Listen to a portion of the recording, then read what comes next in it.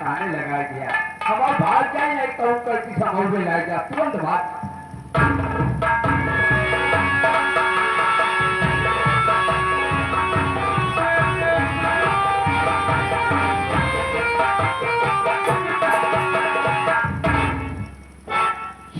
दोस्तों,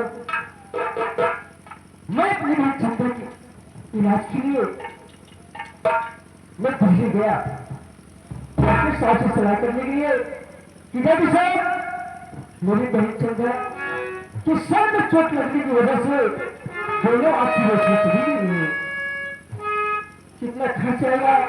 डॉक्टर साहब बोले कि दोनों आंख में रोशनी लाने के लिए कम से कम 2.5 या 3 लाख रुपये लग जाएगा। फिर मैंने सोचा कि घर जाऊं, अगर ये बात अपनी मां से बोलूंगा, मां मुझे खोटी कड़ी देने वाली नहीं है, और पिताजी से ये सारी बात बतलाऊंगा और पैसा लेकर और चंदा बहन को मिलाकर डॉक्टर के पास आऊंगा। मैं ये सोच रहा हूं, चलो पिताजी के पास अपनी सारी बात बतलाऊंगा।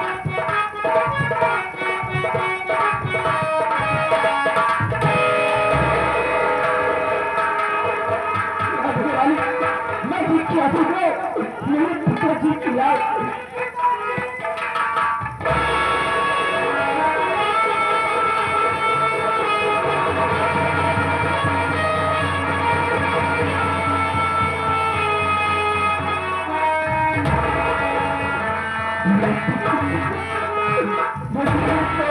कर दिया मेरे मालिक।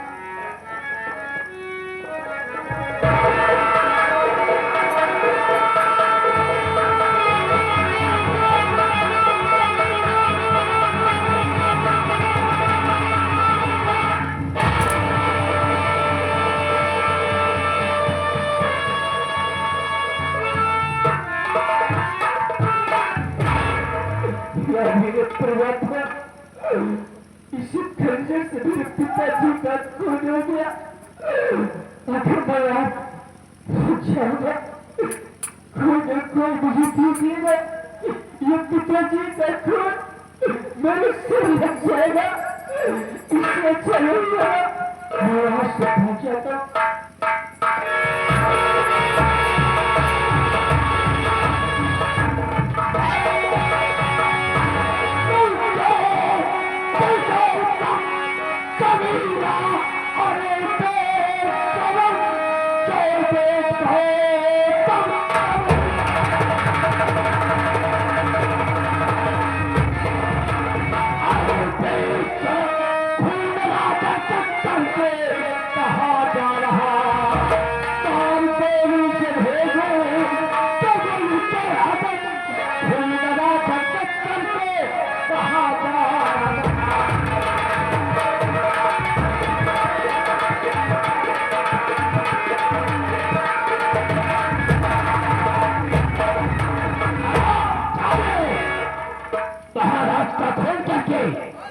कहा भागने की कोशिश कर रहा है।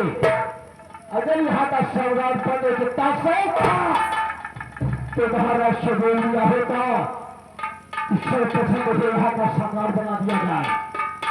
इतनी कतार तो नहीं किया।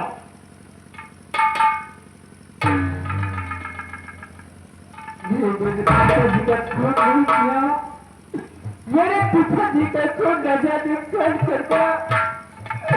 मैं पैसे से भाग रहा था, खून कैसे मेरे सर न लग जाए।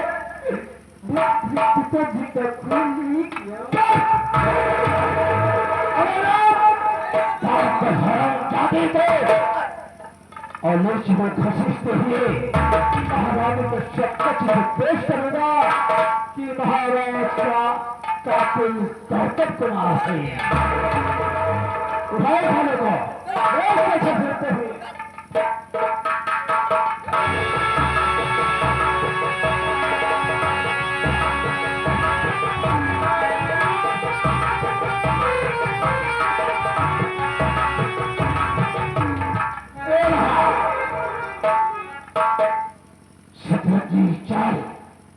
मैंने कहा था कि महाराज एक बिल्कुल यहाँ का सम्राट बंद दिखाऊंगा। अब तुम्हारी नगर को बुलाव करके अपने वतन को वापस जाऊंगा मैं। ना सेनापति जी उठा इस लाश को महारानी के समक्ष पेश करोगे। क्या आप करिए, मैं लाश को महारानी के समक्ष पेश करूंगा। ओ नंदू भैया जी, नंदू भैया तुरंत आइए, तत्काल आइए। तुम्हारी ड्यूटी लगा दी। हाँ भैया, ये आज लाश फेंकना है।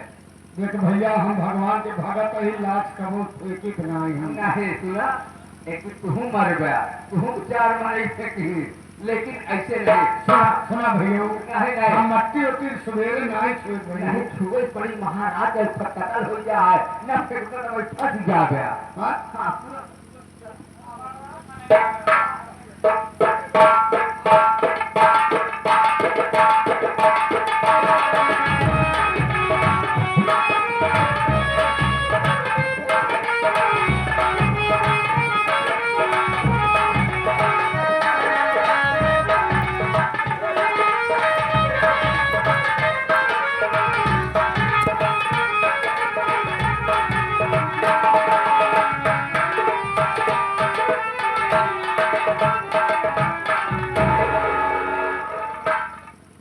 अमरनाथ महारानी जी, रंजीत जिस काम से गया वो काम कर पाएगा या नहीं? महारानी जी, ये सेनापति जी जो काम सोचते हैं वो काम कर डालते हैं। ठीक है मैं बैठ कर बाल विचार करती हूँ। ठीक है।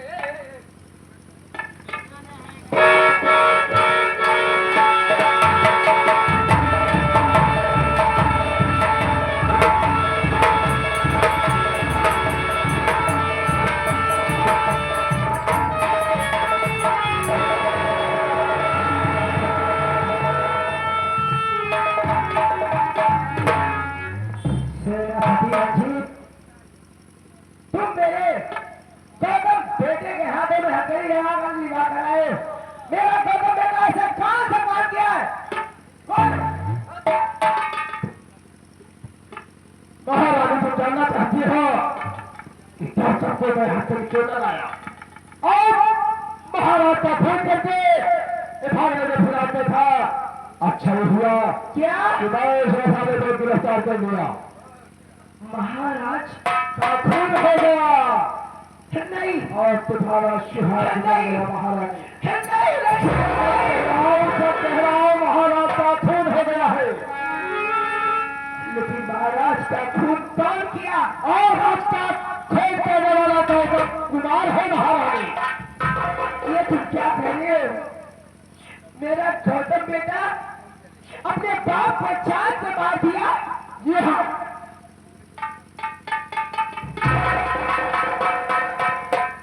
गौतम ये मैं क्या सुन रही हूँ रे? तू अपने बाप को अपने हाथों चांद से मार दिया। आखिर ऐसा क्यों किया? मैं किसी कुछ क्यों गया मैं अपने बाप को तक खून नहीं किया हूँ भैया। अगर तू अपने बाप को नहीं मारा तो तेरे बाप को मारने वाला कौन है? क्या सेनापति झूठ बोल रहे हैं?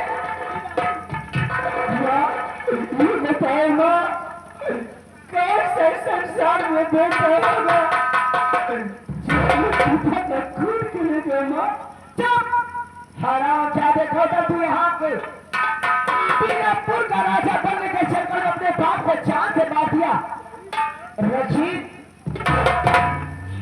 मैं इसकी सूरत नहीं देखना चाहती।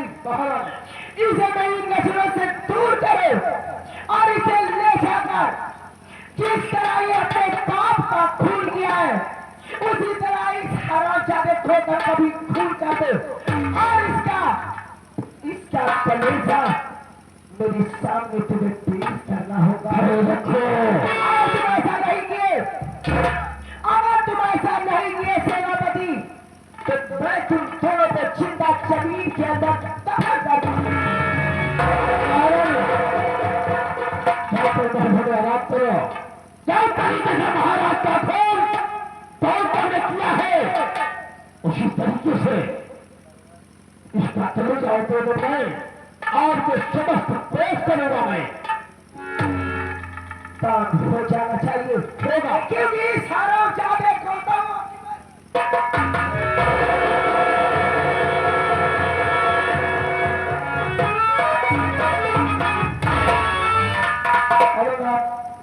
सेनापति जी जाने को ले जा किसी पहाड़ी के पीछे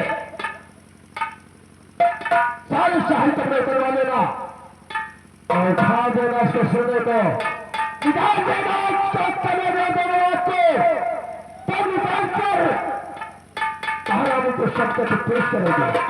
ऐसा नहीं किया देश का पौधा भयानक होगा। ठीक है सेनापति जी, अगर आपका हुक्म है, महारानी का हुक्म है, तो ये मैं जंगल की तरफ ले जा रहा हूँ। उसी जंगल में इसका कत्ल करूंगा। कत्ल करने के बाद इसके सीने को फाड़ूंगा। सीना फाड़ने के बाद इसका कलेजा और आंख आपके अगर ऐसा नहीं किया तो समझ लेना तुम लिए है सजाए।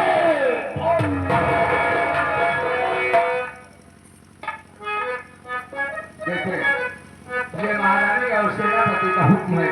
मैं तुझे जंगल की तरफ ले चल रहा हूँ और हमारे साथ जंगल की तरफ चलो। मैं वहीं पर तुम्हारा कत्ल करूंगा।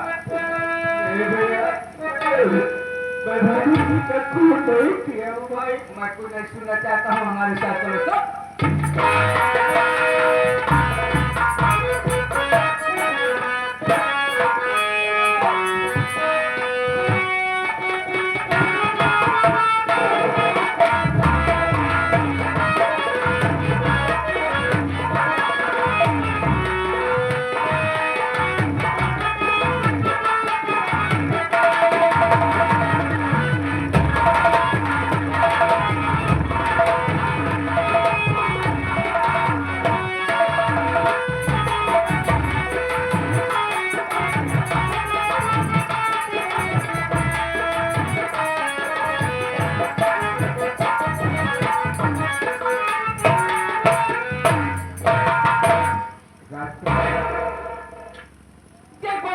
जंगल में ले आया हूँ। ये घनघोर जंगल है, इसी जंगल में तुम्हारा कत्ल करूंगा। लेकिन राजकुमार, जब मैं सोचता हूँ कि तुम्हारा कत्ल कर दूं, तब हमारा हाथ और पाँव काम नहीं करता और हमारा कलेजा कांपने लगता है। राजकुमार, मैं यहीं पर तुझे छोड़ दूंगा, यहीं पर तुम्हें छोड़ दूंगा। लेकिन एक वादा मुझसे करो।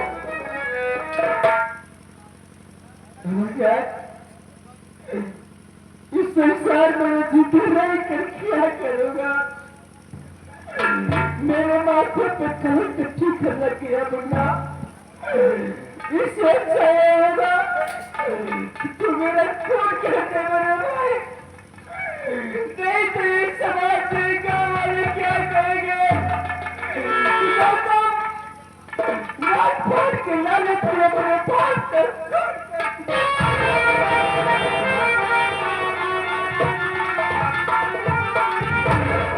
मैं जिस हवेली का नमक खाया हूँ, जिसके साथ खेला किया करता था, जिसके साथ खाया पिया करता था, आज मैं ऐसा कदम नहीं उठाऊंगा। मैं यहीं पर छोड़ रहा हूँ तुझे, लेकिन वादा, ये वादा मुझसे जरूर करना। मैं तुझसे वादा करे, इस रात में मैं तुम्हारा वापस कभी नहीं आऊंगा। इस रात में वापस कभी नहीं आना। अगर इस रात में दिखाई पड़ गए तो ये महारानी और सेनापति मुझे क्या, ये महारानी सेनापति मुझे क्या, मेरे पूरे परिवार को मार डालेंगे। लेकिन राजकुमार, जब कभी आना तो एक साधारण बन करके नहीं आना। जब कभी आना तो एक सुधार बन करके आना। हाँ भैया, अगर ये राज अगर पता चल जाएगा, हम दोनों भाई का जीना हराम हो जाएगा। राजकुमार जी गलती को माफ करना भैया, हम दोनों भाई जा रहे हैं। दोनों भाई को ये जिम्मेदारी सब करता रहा मुन्ना। मेरी भाई चलता रखना आज है उससे नहीं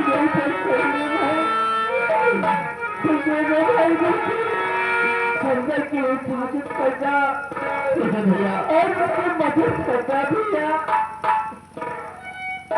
अरे प्यारे दिल का ये प्यारे रब्बा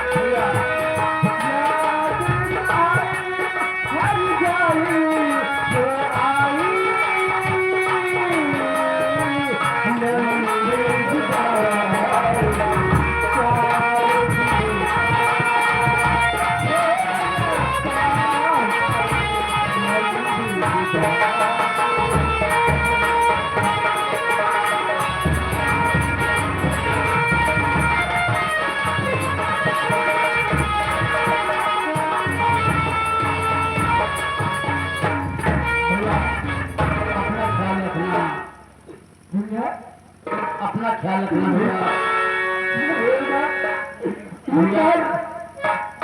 जीवन नहीं है साथ में खेले साथ में गुजारे समय बिताए कल तुम्हारे पर गली से लग जाए बोलेगा